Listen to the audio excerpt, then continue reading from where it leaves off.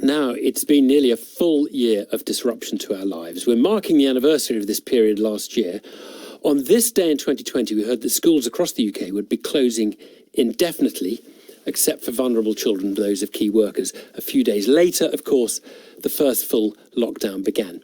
Now, a year on, we all have our thoughts about it, and on PM we're going to get some from the world's big thinkers. Today, Noam Chomsky, American linguist, philosopher, cognitive scientist, historian, social critic, political radical at the age of 92. I began by asking for his observations on how the world has handled the pandemic over the last year. It's a very mixed story. Europe's record is not good. The United States and UK have poor records. The countries in Asia, the Pacifica, Oceania have done much better, some in Africa as well. What that tells us is that there were means to control the pandemic. We know that because some adopted those means and brought it under control. There were others where there were failures. The basic difference seems to be, it's hard to pin down, but something of a kind of collective spirit. We're in this together, let's work and overcome it. Also, competent governments. In the United States, particularly, the government was almost out of the action, incompetent.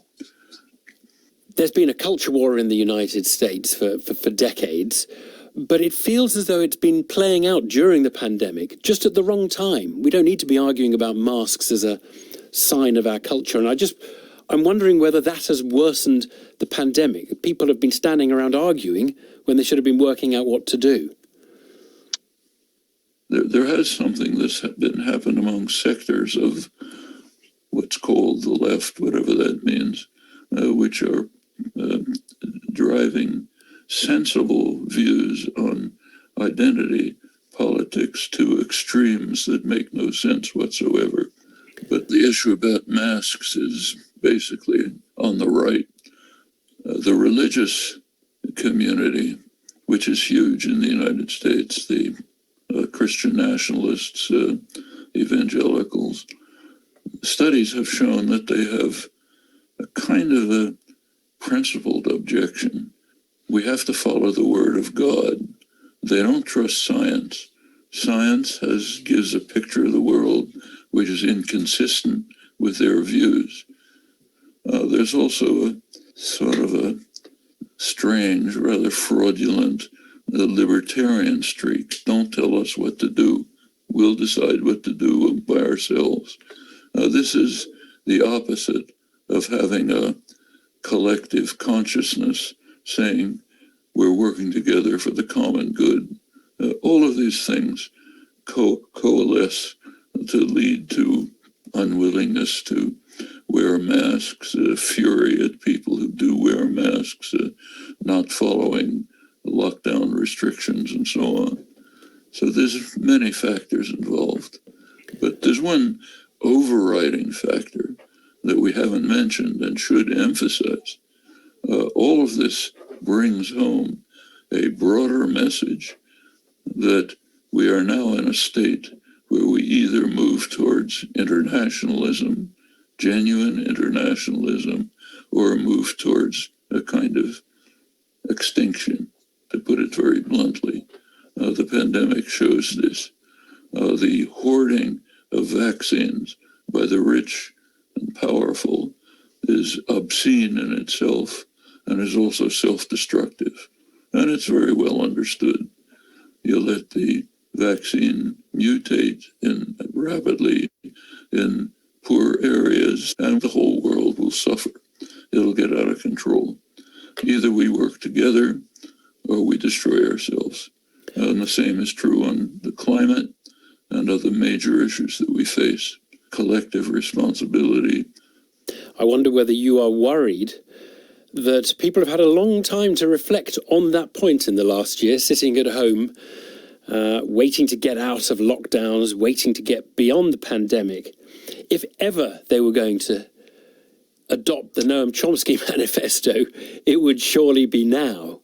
If they don't adopt it now, will they ever? The answer is in your hands and people like you.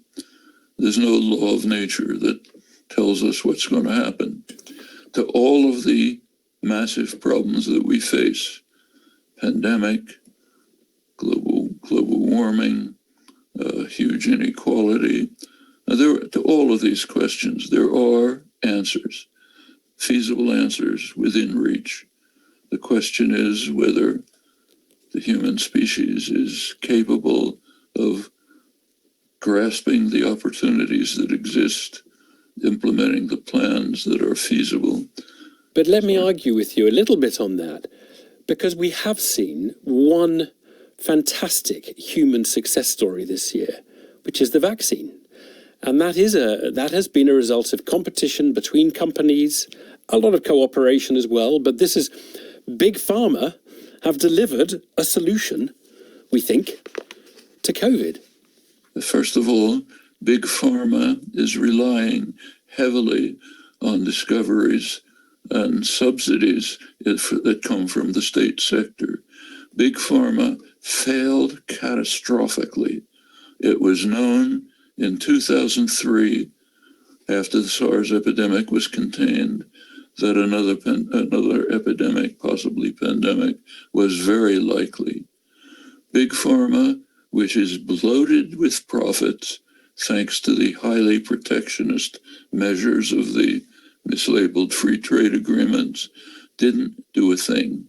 They are governed by capitalist logic, which says we work to make profit tomorrow, not to take account of something that might happen 10 years from now. So that was a colossal failure. When the pandemic finally struck and some governments got into action, subsidies, discoveries, Big Pharma got in line. They could have worked much better if they had cooperated with open sourcing and so on. Instead, they worked separately and managed to get solutions very quickly. A lot of this was done in public institutions, I should say. So yes, they have enormous resources, and we're able to put them together along with substantial government subsidy and even fundamental discoveries, and vaccines work quickly. That's an achievement.